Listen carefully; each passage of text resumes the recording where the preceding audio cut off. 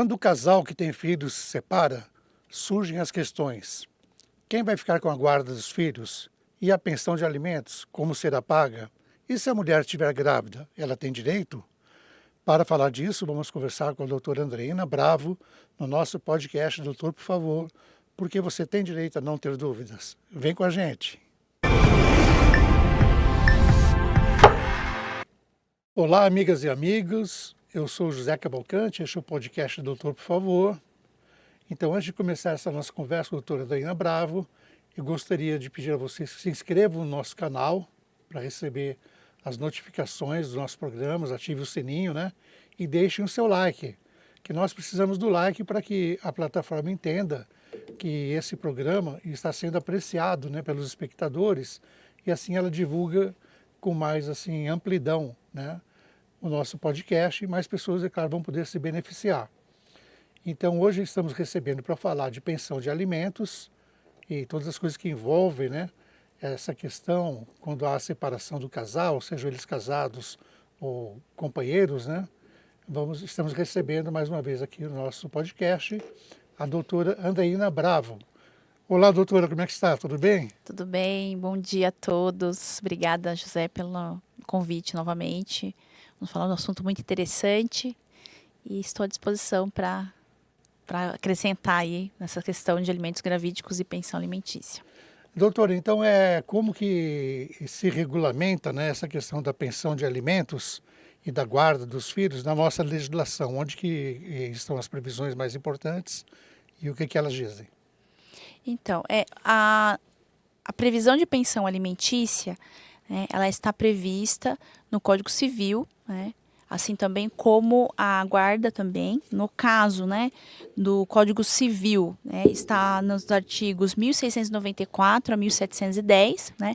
Lá nós temos a previsão a respeito de quem tem direito a receber essa pensão, a respeito de como é feito o cálculo, né, quais requisitos que tem que se cumprir para realmente poder ingressar com uma ação na justiça e obter o direito à pensão alimentícia. E nós temos, com relação a alimentos gravídicos, né, a Lei 11.804/2018, que veio trazer, né, essa regulamentação a respeito dos alimentos destinados à gestante, mas que visa o bem-estar, né, e o sustento tanto da gestante, da mãe, como do bebê do nascituro que está no ventre dela. Certo, e quando assim o advogado vai pedir a pensão de alimentos, né, seja para a criança que já nasceu, quanto para aquela que ainda está no ventre da mãe, quais são os critérios que são adotados, né, nesse pedido? Então, a primeira questão se for, no caso de alimentos gravídicos, o entendimento de que a pensão, né, o valor que é pago de alimentos, ele é destinado à gestante, né, quem recebe é a gestante, mas o direito em si, a garantia legal, ela é tanto quanto da gestante quanto do nascituro, né, que visa garantir, né, o bem-estar deles, né, o sustento, né, o pagamento das despesas, né, durante a gestação, para que essa criança possa se desenvolver, né, com dignidade e com tudo o que ele precisa, né, em termos de alimentação, de medicação. Então, e aí o primeiro requisito nesse caso é demonstrar, né, no caso, a gravidez, a existência do nascituro, né. Muita gente pode perguntar, mas contra quem, né, em face de quem se pede, né, se não for casada, por exemplo, daquele que se julga ser o pai. Muitas vezes não vai ter nem o DNA para comprovar, né? Porque você ainda não chegou nesse momento de fazer essa comprovação. Mas é importante, né, que a pessoa que está nessa situação, ela possa apresentar documentos que demonstrem algum tipo de vínculo, né, um relacionamento. Ou até testemunhas também, testemunhas, no caso. Isso, testemunhas. O documento acho que é mais difícil, né? Muitas vezes pode ter que assim, eu não sei, hoje em dia não tá tão usual, né? Mas assim, antigamente a gente era romântico e escrevia cartas, bilhetes, né? Então assim... Agora é mensagem pelo WhatsApp. WhatsApp. Eu sou do antigo, desculpa. Então aí tem a mensagem do WhatsApp, né? Dizendo, mostrando, né, o envolvimento sexual, o envolvimento sexual. Então isso você vai levar na justiça, você vai dar um indício de prova e baseado nisso, na existência do nascituro, da gestação, demonstrando que você tem necessidade da pensão para a criança. E lembrando que, no caso, a necessidade ela é presumida. né? Porque não se tem dúvida de que essa criança, para desenvolver, essa mãe precisa comer, precisa, né, ter as medicações, Fazer as despesas vitaminas. médicas, né? Isso, Acompanhamento. isso. E no caso da pensão alimentícia, que é no caso da criança já nascida, você tem que demonstrar, primeiramente, né, que quem vai ser obrigado a pagar realmente tem um vínculo, né? Ele é pai, mãe, ou tutor, né? Às vezes tem outras situações, né, regulamentadas ali que a pessoa tem obrigação de pátrio poder sobre a criança, e aí, ou, né, guarda, e aí você tem que demonstrar que aquela criança tem o direito, né, necessidades. E aí vai entrar na questão também que é presumido, mas eu digo para todo mundo, é presumido que as despesas das crianças existem, que ela tem que comer, que ela tem que vestir, que ela tem que morar, só que assim, como o critério de apuração do valor, né, da pensão, ela depende das possibilidades de quem alimenta e das necessidades de quem está sendo alimentado, eu particularmente, eu acho que é de suma importância, se você tem um padrão de vida, se você tem gastos específicos, você demonstrar, excelência. Eu tenho Fazer uma despesas. planilha de despesas Isso, e com comprovantes, assim. isso, justamente. Porque eu acho que vai ser muito mais qualificado, né, para você demonstrar para o juiz qual valor de fato você necessita de alimentos. Né? Porque, no caso, você perguntou como funciona a pensão, né? Os requisitos. Um dos requisitos é a questão da estipulação do valor. E como é previsto? Como que é calculado o valor da pensão? Baseado no artigo 1º, artigo 1694 do Código Civil, que lá diz o seguinte, que o valor será calculado de acordo com as necessidades daquele que vai receber a pensão. Então, ou seja, eu vou demonstrar que aquela pessoa tem custo, ela tem despesa, seja lazer, alimentação, educação, saúde, o que for. E eu vou ter que demonstrar as possibilidades de quem alimenta, do alimentante, do pai, né, da mãe, de quem for a pessoa que eu vou processar para receber a pensão. E aí também entra uma outra questão. Você tem que ter toda uma cautela para demonstrar para o juiz o quanto essa pessoa ganha de renda, o quanto ela tem de patrimônio, né? Eu acho que até, se for o caso, um comparativo, né, de situações de status de vida. Um exemplo, você está casado, eu tinha um status de vida e meu filho ele usufruía de um status X. Separei, passei a ser Y e esse Y é menor. Vale a pena você fazer um comparativo para você demonstrar, olha... Tipo, ele saiu de uma escola particular, teve que ir para a escola pública, né? Isso, se a renda não for Deixou de fazer um proporcional. convênio, foi para o SUS, Sim, coisas sim. assim. Isso mesmo. Se no caso a pensão que for oferecida, ela não for uma pensão proporcional à vida que eu já levava. Então, eu acho que, para mim, Andreina, até falei esse dia sobre prova, né? Prova é algo que você vai entendendo ao longo da carreira de direito, é fundamental. Né? Então, essa parte documental, né, se é uma dica que posso dar a quem está assistindo, no caso de pensão, muito se fala da presunção, né, da necessidade, mas eu entendo que tem que ser apresentado documentos para você demonstrar Para essa facilitar questão. também, né, para o juiz, né? Isso. E a renda do alimentante, buscar formas, né, de registrar aí, né, como a pessoa ganha vida, né, ter dados bancários, enfim, fazer pesquisas, né? Hoje tem bastante empresas que oferecem pesquisa de patrimônio, né? Hoje existem ferramentas na justiça que você pode se utilizar para tentar descobrir, né, o que essa pessoa tem de renda, de patrimônio, porque infelizmente, José, é uma realidade que há pessoas que acabam escondendo, né, a sua vida financeira, né, ocultando bens, ocultando dados que acaba por prejudicar na hora de calcular essa pensão. Aí, no caso assim, das necessidades, né, se levanta uma planilha, se mostra para o juiz, né, qual é a necessidade da criança, mas não cabe ao pai ou à mãe, que pode ser que seja a mãe, que pague a pensão também, claro. né? Se a guarda ficou com o pai, por exemplo. Sim, sim. Então, não cabe, mas essa necessidade teria que ser dividida entre os dois, né? Sim, sim, A claro. pessoa que vai pagar só metade, no caso. Sim, sim, Que sim. o outro membro do casal tem que assumir também, né? Sim, sim. Não, sim, até eu vou levantar uma polêmica aqui, acho que vai ser até algo que vai ser falado aí nos comentários, que é assim, com certeza a obrigação de sustento e cuidado, né, de uma criança, de um filho, ela é dividida entre os pais, né? Então são duas pessoas que fizeram a criança, né? Geraram uma criança, e então os dois devem compartilhar essa responsabilidade do alimentar, do cuidar, do sustentar. E aí, até essa questão mesmo do valor, você apurou a necessidade da criança, você divide em dois e apura a capacidade daquele que vai pagar, que como o José falou, pode ser pai ou mãe, a depender de quem for que está na situação de alimentante, né? E aí quem ficou com a criança vai receber esses alimentos. Mas existe uma ideia equivocada de que já existe um patamar estabelecido, que é 30%. A pessoa até alterou, fala 33%, né? Mas a jurisprudência trazia 30%. Mas essa ideia é equivocada, porque não existe um percentual definido. Não tem previsão na lei, né? Não existe. O que existiu foi toda uma jurisprudência que foi sendo feita sempre da mesma maneira, né? Decisões que foram sendo decididas dessa forma, e gerou uma jurisprudência que definiu que é esses 30%, né? No sentido assim, de que é usual se usar os 30% como critério, mas não é algo que está na lei, veio da jurisprudência. E aí, por que eu tenho que observar isso? Eu tenho que observar assim, mas qual é a necessidade da criança? E qual é a capacidade do alimentante? Aí a fazer essa apuração, e claro, existe na regra também que eu tenho que, além de verificar isso, ver também a questão da razoabilidade, né, do que eu for definir, para também não ser algo totalmente absurdo, nem no sentido de ser muito pouco e nem no sentido de ser muito, né, alto. Então tem que ter também, seguir ao que o artigo 1694, parágrafo 1º do Código Civil diz, a respeito também da razoabilidade. Mas o que eu entrar nessa questão de polêmica é o seguinte, que tudo bem, é dividido entre os dois, mas o que a gente tem que observar também é que, infelizmente, na nossa sociedade existe um desequilíbrio, né, com relação ao cuidado do filho. A gente pode perceber aí, na maioria das configurações das famílias, né, que a criança, muitas vezes ficando com a mãe, o pai se abstém, né, de cuidar, de dar o cuidado, de também ajudar no zelar, no acompanhar, no educar.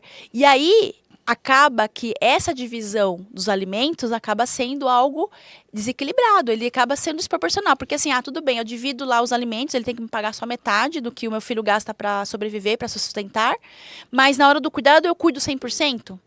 Então, vai haver um desequilíbrio. Então, assim, claro, não estou dizendo que a justiça vai colocar isso na mesa para julgar, mas eu acho que a sociedade tinha que ter essa visão. Eu pessoalmente, né, doutora, eu acho que o homem, quando se separa, pagar 30% para o filho, ele está tendo um grande lucro, porque quando você está casado, você não fica com 70% para você. Você gasta com a casa, gasta com os filhos, acho que você ficar com 10, 20% pessoalmente é muito até, né?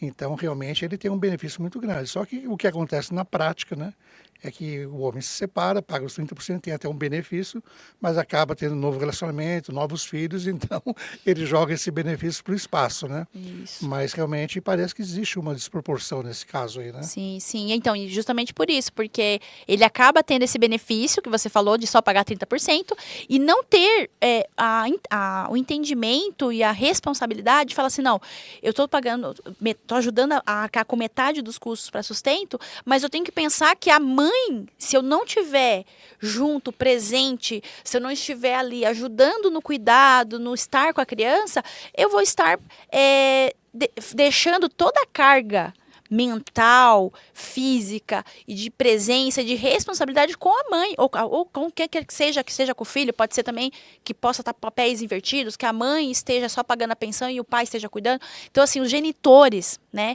precisam entender, a divisão dos alimentos é muito importante, mas também é muito importante o cuidado dessa criança, a responsabilidade quanto à educação, entender que o outro genitor possa também querer ter um momento de diversão, precisa contar com esse genitor para, olha, você pode ficar metade das férias, ou metade do período, sei lá, do final de semana. Seria a questão da guarda. Isso, da guarda. Doutora, mas acho que um parênteses importante aqui seria que hoje é muito comum a guarda compartilhada. Sim. Que nem todos os casais se separam assim, brigando, se odiando um ao outro, e muitos se separam e continuam assim de boa, né, como amigos. Então, o que é a guarda compartilhada, que hoje é muito comum, em que ela interfere nessa fixação da pensão de alimentos? Então, no caso que você fala da compartilhada, é aquela que a criança fica realmente, fisicamente, com um outro genitor durante um certo tempo e com a divisão, é essa, Não, né? não, essa em que ela fica com os genitores, mas ela no dia a dia eles se revezam nas tarefas. Tarefas. Ah, Tá. sim. Se acontecer no sentido de a criança estar realmente, né, com essa divisão de presença, né, na casa dos genitores, vai acontecer no sentido de que você essa criança ela vai gerar menos despesa para proporcionalmente aos genitores, porque vai ficar incumbido Meio para cada um equilibrado, deles né? cuidar. Isso. O que a gente tem visto, né, a movimentação do judiciário no sentido, né, de que realmente comprovado que a criança, né, ela esteja, né, fisicamente, né, ela não esteja mais tempo integral com aquele genitor que ficou com a guarda, que tem que ter uma revisão, porque ela não vai ter os mesmos gastos que ela teria. Ou então se pode, assim, no caso, vamos supor que já tem uma sentença fixada, guarda compartilhada, vamos supor que o pai, né, que às vezes pode ser a mãe também, né, que hoje em dia tem muitas mulheres que ganham mais do que os maridos, né? Sim. Muitas diretoras de empresas, assim por diante. E assim, no caso de que está fixado o valor de uma pensão, a guarda é compartilhada, mas na prática do dia a dia, a criança ela fica mais com o pai. E o pai tem despesa. Ele poderia, então, no caso, arrolar essas despesas e já lançar como pagamento? Sim, É possível fazer isso? É possível, né? Porque até tem a lei tem desculpa, a jurisprudência tem uma definição sobre isso, da possibilidade de você pagar, né, in natura, né? Então, eu acho que entraria nesse conceito, né? Que é possível, né, o adimplemento mediante prestação em dinheiro ou atendimento direto das necessidades do alimentado, que seria alimentos in natura, né? Conforme se observa no que dispõe o artigo 1701 do Código Civil. Então, esse artigo do Código Civil e a jurisprudência, né, tem decisões nesse sentido, que dizem que o adimplemento, ele, como ocorreu na questão da necessidade direta da criança, de certa forma, ela cumpriu. Cumpriu, né? Isso, então você pode sim. Só que assim, a recomendação é sempre apresentar isso em juízo para que haja realmente um deferimento judicial. Porque assim, se está previsto já a situação específica na sentença, na decisão, no acordo, então assim, eu preciso entender que isso tem que ser cumprido. Porque se você não cumprir e fizer um acordo só de boca e, né, deixar dessa forma, pode acontecer, infelizmente, da outra parte usar isso, né, de má fé, e entrar com execução, e você acaba tendo que pagar duas vezes. Quem paga mal, paga duas vezes. E pagar mal aqui, nesse sentido, é não levar essas questões ao judiciário e deixar com que o juiz traga a definição. Ah, então está acontecendo isso, hoje está sendo dessa forma, então vamos revisionar, vamos rever o valor, vamos rever a forma. Agora, fazer de forma, consensual, informal, sem levar para o juiz, é complicado. Já que a gente falou em execução, né? Então, parece que tem dois tipos de execução, né? Uma delas, a pessoa está sujeita à prisão, né? Isso. Então, vamos falar um pouquinho sobre esse assunto agora? Vamos lá. Que a pensão eu joguei a polêmica, que vai ter mãe que vai estar concordando, tem pai que vai falar que não. Mas olha, só pra gente, isso que eu acho que é muito importante. Acho que o teu programa, além de ser informativo, ele é pedagógico, educacional, e as pessoas precisam levar isso para o debate. Porque assim, juiz nenhum vai mudar a cabeça do genitor e da genitora, né? Isso é uma coisa que é pessoal de cada um. A gente fazer um trabalho de reflexão consigo mesmo. Que os filhos, eles dependem de nós, né? Tanto, não só da questão do sustento, mas também desse cuidado, da guarda, da educação. Então, assim, é importante que os genitores tenham consciência disso, né? Que é muito importante, muito além de você só dar o alimento, de você entender que essa criança ela é um ser em formação, que ele precisa de você para brincar, para estar acompanhando a escola, ir nas questões médicas, conversar, sabe? Ter um diálogo. Eu sei que você é um paizão, eu tô falando que o José é um exemplo de pai, assim, né? Um paizão mesmo, né? Acompanhei bastante o que ele fez pelos filhos, assim, muito legal. E a mãe também deve ser uma mãezona, né? Por isso que teve essa sintonia. E aí, eu acho que é importante ter essa reflexão, gente, ter essa divisão de tarefas, de fato, sabe? Os genitores realmente assumirem, olha, nós temos um filho e a divisão é nossa, de tudo, para que não haja essa sobrecarga da mãe ou do pai que está com a guarda da criança, para não haver esse desequilíbrio, essa desigualdade que a gente vê e que é muito triste. E eu vou dizer para você, infelizmente, essa realidade, a maioria delas é da mulher. A mulher, ela tem sido prisioneira de uma situação que ela não ganha uma pensão que vai ajudar realmente, efetivamente, porque, como você falou, é 70-30, não é 30-70. E aí acaba tendo uma desvantagem e no final, como é que ela fica com a guarda, a responsabilidade, acaba que ela fica com toda a carga por essa criança. E isso não é remunerado pelo pai. O pai não vai lá falar, olha, eu vou te dar um valor para você ter uma pessoa para te apoiar, para te ajudar. Entendeu? Tarefas domésticas. Essa criança suja, essa criança precisa de anseio, entendeu? Então fica a reflexão. Mas vamos lá, José, desculpa que eu já estou cortando, Então falando. aqui a gente está falando aqui das execuções, né? Então a execução, tem uma execução que não prende o alimentante, né? E tem uma que se ele não pagar, ele Correto, prende. sim. Então qual é a diferença entre as duas e quais são os cuidados e como se procede? Então, aí você comentou da execução por prisão, né? Existe muita dúvida com relação a quando eu posso fazer o requerimento dessa execução por prisão, né? Muita gente entende que é somente quando acumula as últimas 3 pensões, né? E, na verdade, não é bem assim, né? Na verdade, se o pai já fica com a primeira pensão pendente, a mãe já pode entrar com a execução. Só que por uma questão até para Razoabilidade, né? razoabilidade. Às vezes se aperta num mês, né, e não consegue. Isso. Eu acho que também é uma questão assim de você entender de que às vezes é melhor, é por conta até da questão mesmo processual, econômica processual. Às vezes as pessoas acabam aguardando vencer as últimas 3, porque já era algo que acontecia. Um valor razoável também para Isso, cobrar, né? Isso, para ser um valor mais substancial. E tem a dinâmica de se deixar 3 últimas pensões para poder entrar com o pedido de prisão, né? Mas assim, não funciona assim, no meu entendimento. Estando a primeira já pendente, você já tem o direito a entrar com essa ação. Porque não tem nada na lei que diga que você pode fazer no máximo 3 para pedir a prisão. Isso. Mas não tem nada que diga que com uma não possa, né? Já fazer o requerimento. Mas for uma pensão alta, né? Às vezes Isso. tem pessoas que pagam pensão de 100 mil reais, 50 mil reais. Sim. Ninguém vai querer esperar 3 meses, que o impacto negativo de não receber 50 ou 100 mil reais é muito grande, né? Isso, sim. Aí não é só isso. A pessoa tem despesas, a gente não sabe a situação daquela pessoa específica, se ela está passando por um endividamento, se ela está passando por uma situação de doença, né? Então, é uma série de coisas que um mês de pensão, ele vai fazer diferença na vida dessa pessoa, dessa criança, né? Dessa mãe. Então, assim, no meu entendimento, eu acredito que você com um único mês já entra dentro da... você tem a explicação de as últimas 3, mas eu acredito que o requisito correto na primeira pensão você já pode entrar com rito de prisão. Certo, mas o que a gente observa assim na prática é que muitas pessoas às vezes recebem, né, o mandado lá para pagar as 3 últimas pensões sob pena de prisão, né? Aí elas vão justificar, mas está muito alto o valor da pensão, não consigo pagar. Isso é um erro que elas fazem, né? Sim, é um O que é erro. que elas teriam que fazer antes? Na verdade, teriam que estar com uma ação de modificação desses alimentos, uma nova estipulação de alimentos, né? Para rever esse valor, uma revisão. E aí, a revisão de alimentos, se você entra e mostra a sua situação, você demonstra para o juiz, olha, realmente essa pensão que estava estabelecida hoje, para mim, impacta muito. Eu não consigo mais acompanhar esse valor.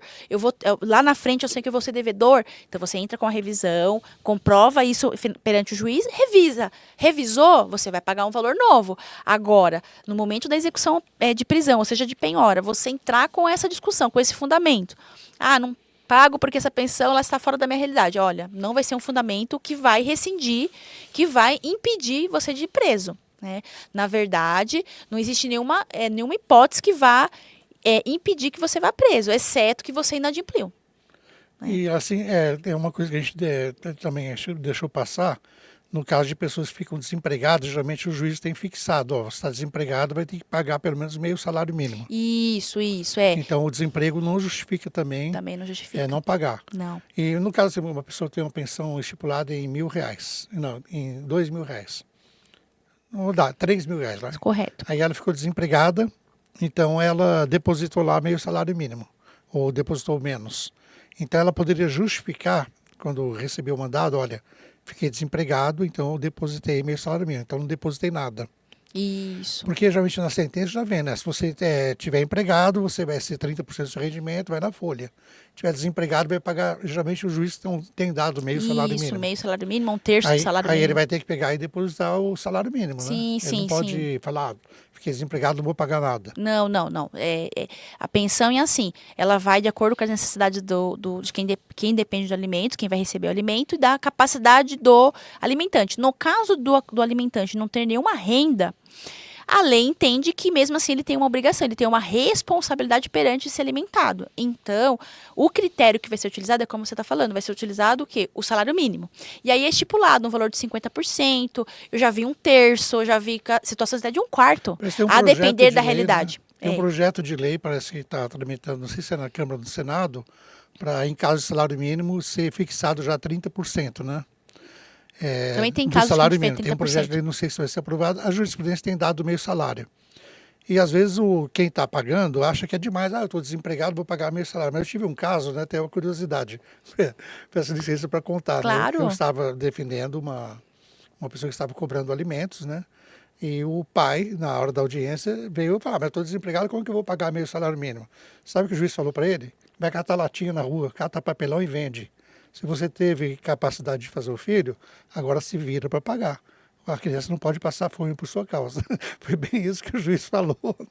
Então, que na verdade, então, mas é bem interessante porque é uma forma até pedagógica de você mostrar para a pessoa que ela gerou uma responsabilidade para a vida dela e ela tem uma obrigação. Então, assim, é muito fácil dizer, eu não estou empregado, eu não tenho... Tá, mas você vai ter que buscar recurso para fazer o seu papel, né? Então, isso aí eu também defendo. Estou dizendo para ti que, assim, na minha região, é que moramos em regiões diferentes, né? Na região de Rio Grande da Serra, Ribeirão Pires, a gente vê situações, olha, até de 30% já. Não é nem, estão criando uma norma, até acho que para deixar algo mais, assim, né, padrão. Mas hoje lá a gente tem situações até de um quarto, Vi. Né? Por quê? Porque o juiz também ele vai olhar, assim, realmente a possibilidade do alimentante. E aí, muitas vezes tem pessoas muito miseráveis, né, assim, e não dá para você também tirar leite de pedra, né, e assim, não dá para você também deixar a pessoa passando necessidades, ou uma situação de indignidade. Então, assim, existe aí a questão da razoabilidade que o artigo lá fala, né, o parágrafo 1º do artigo 1694, que é justamente para essas situações. O juiz tem que, na razoabilidade da situação, caso a caso, determinar o percentual de acordo com a realidade também do alimentante e, claro, de acordo com as necessidades. Então, assim, vai ter que ser proporcional, vai ter que ser equilibrado isso. Né? Tem mais 2 pontos que a gente queria tocar neles, assim, mais ou menos de uma forma meio sucinta, né? Pegando aqui a deixa desse assunto, né?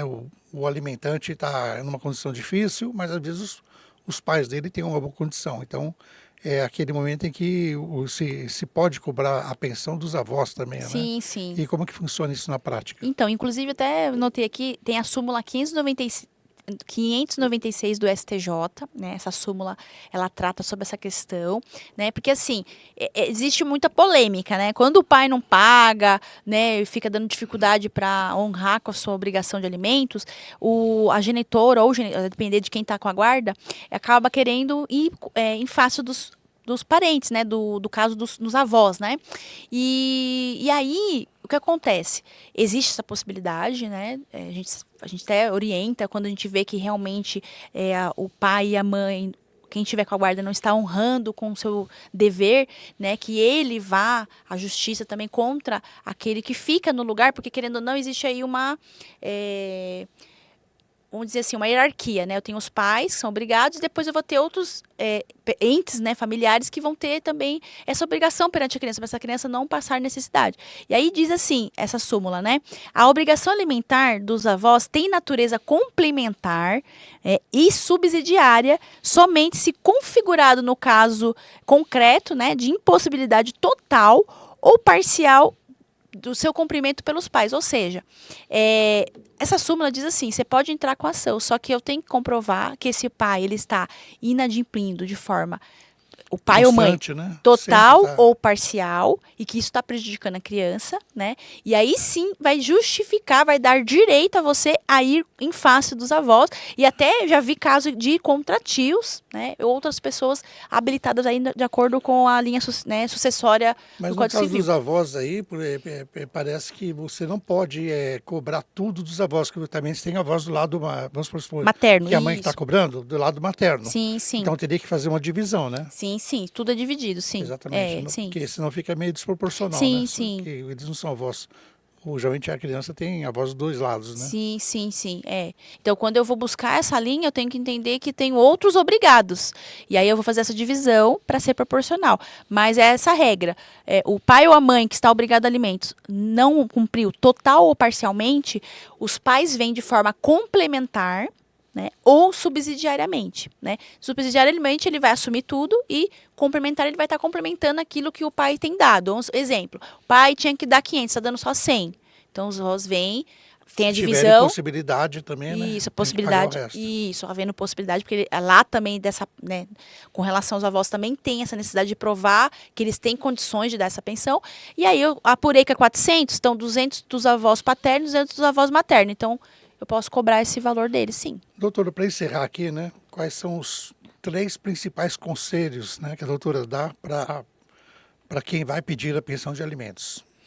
As 3 principais coisas. Os três principais Se puder coisas. resumir. Ah, sim. Primeira coisa tenha cautela com relação a dados, né, informações, documentos, as provas, com relação tanto da necessidade dessa criança, né, desse menor, ou da sua necessidade enquanto gestante, né, do nascituro, e também dados, informações e documentos, o que for possível, com relação à possibilidade, né, financeira, econômica daquele que vai estar obrigado a pagar a pensão. Então, isso é muito importante. Provas nesse sentido, porque o que vai levar muito em voga numa ação de alimentos além da agilidade que muitos querem, porque não receber pensão acaba gerando um prejuízo muito grande com relação à dignidade, à questão de sustento, né? Repercussões assim muito sérias, né, na vida daquele menor e da pessoa que está cuidando da criança. Mas também se preocupar com relação a também tentar descobrir como está a possibilidade desse alimentante para que você tenha eficácia com essa ação, porque muitas vezes eu vou ter uma sentença maravilhosa, mas eu vou ter uma pessoa que eu não tenho como executar, porque eu não consigo chegar nos bens dela, eu não consigo chegar na renda dela. Então isso é muito importante. A segunda questão é a questão da agilidade, né? Existe a lei 5.478 de 68 que diz assim, que alimentos ele tem um rito simplificado, um rito que é mais rápido, né, célere. Então, muita gente, quando vai entrar com alimentos, acaba errando em entrar alimentos juntos com divórcio, junto com outro tipo de ação. E isso atrapalha muito. Porque eu tenho Até com a guarda também, né? Isso, que não. Bom separar a guarda É dos bom alimentos. separar. Sempre entrar com uma ação própria de alimentos, que é essa ação prevista nessa lei que eu acabei de ler para vocês. Essa lei, ela traz o rito somente para alimentos. Então, assim, quando você tem só uma ação de alimentos, essa ação ela vai seguir os procedimentos dessa lei, ela vai ser muito mais séria, ela vai ser muito mais prática. E você vai atingir um dos objetivos que eu estava falando aqui do alimentos, que é receber rápido, porque a barriga, a dor da fome não espera. A conta, o boleto não vai esperar. E então, também né? nessas ações de alimentos tem os alimentos provisórios que são eliminados desde o início, né? Isso, você já levando alguns dados e já fixa um valor para que não é o definitivo para já o alimentante ir pagando enquanto se discute a matéria também, né? Sim, alimentos provisórios eu tenho tanto na lei própria, né, específica que essa lei traz, na lei de alimentos, como eu também tenho numa situação de divórcio, de guarda. Só que a gente tem que lembrar sempre, vai ter, mas se eu tenho uma outra ação em curso, né, junto, eu tenho outras demandas sendo discutidas, possa ser que ao decorrer dessa ação essas outras questões possam atrapalhar. Né? Então, eu tenho que tomar muito cuidado. Então, assim, a segunda dica que eu dou é tentar entrar com uma ação própria de alimentos. Eu entendo que é o melhor para a questão da agilidade que tanto se espera na recebimento dos alimentos. Bem, doutora. E a terceira seria essa questão da cautela com relação a observar quando você vai estruturar, né, essas questões de guarda, alimentos, a questão mesmo também, muitas pessoas acabam definindo que o pai vai arcar, o pai ou a mãe vai arcar com o pagamento da questão de despesas educacionais, com a mensalidade da escola, com questões de convênio, material escolar, convênio. Então, assim, eu acredito que é muito importante quando você estruturar isso, né, o genitor que vai receber essa pensão, ele ser muito hábil, né, em tentar definir essas questões muito bem definidas, tanto de guarda, cuidado, alimentos, para que não haja aquela desproporcionalidade que eu falei no começo, né? De que uma parte dos pais vai ficar com a maior parte da obrigação de cuidar do sustento e guarda desse filho. Então, quando eu sou hábil em pensar, em planejar como vai se dar isso no plano prático, né? Ah, então vem cá, como vai ficar a guarda? Vai ficar dessa forma, eu já vou estabelecer um equilíbrio. Ah, como vai ficar alimentos? Eu vou estabelecer um equilíbrio. E como vai ficar a questão, sei lá, questões médicas, educacionais. Então, assim, eu tenho que tentar definir isso de uma forma bem estruturada para deixar isso de uma forma mais equilibrada possível entre as partes, dividido de forma de realmente metade, 50-50. E, claro, às vezes eu não vou conseguir levar isso para um acordo, tentar fazer isso em acordo, mas se não, mesmo que não consiga, quando eu for entrar com a ação, eu demonstrar isso para o juiz. Olha, excelência, eu preciso, né, tanto no papel de na guarda como na questão do alimentos, eu preciso ter a divisão equilibrada das obrigações, né, para tentar minimizar esse desequilíbrio, essa desigualdade que existe. Certo, mas geralmente as pessoas em geral não têm esse tino, né, para fazer isso. Então é bom sempre procurar consultar um advogado, de né? sua confiança, com Então, certeza. até a doutora Andreina está aqui. Doutora, com foi certeza, prazer uma boa vez, dica, ó, foi a né? quarta dica. Foi um prazer recebê-la aqui mais uma vez, né? Então, quem realmente fala para falar de um assunto muito importante, né? Já é a terceira vez que temos a oportunidade de conversar, né, com a doutora. E quem quiser conversar mais sobre alimento, por favor, o seu melhor contato, qual seria? Seria o Instagram, né? É o Bravo e Diniz Advogados, né? E também pode chamar lá no doutora Andreina. DRA.Andreina Bravo, que também é meu Instagram, também são bem-vindos lá. E lá a gente debate mais amplamente, porque assim, às vezes no escritório a gente tem um limite legal, ético, que a gente não pode ficar falando tudo, né? Questões, às vezes opiniões, né? A gente tem que fazer isso mais no particular. Então, se quiser me chamar no doutora, a gente começa a debater esses assuntos que a gente falou aqui hoje. Muito obrigada e estamos juntos aí com vocês sempre. Tá, então, muito obrigado a vocês que estiveram conosco aqui no nosso podcast, doutor, por favor, né? Convidamos todos novamente, quem ainda não fez, que se inscreva no nosso canal, né? Ative lá o sininho para receber notificações, sempre estamos publicando novos podcasts, também shorts, e também nos sigam no nosso canal no Instagram, na nossa página no Instagram, e deixem aí o seu like, seus comentários, né? E divulguem o nosso podcast para que outras pessoas possam ter acesso a essas informações, que são sempre muito úteis, né? Então, muito obrigado. Aqui foi doutor, por favor, porque você tem direito a não ter dúvidas. Até mais.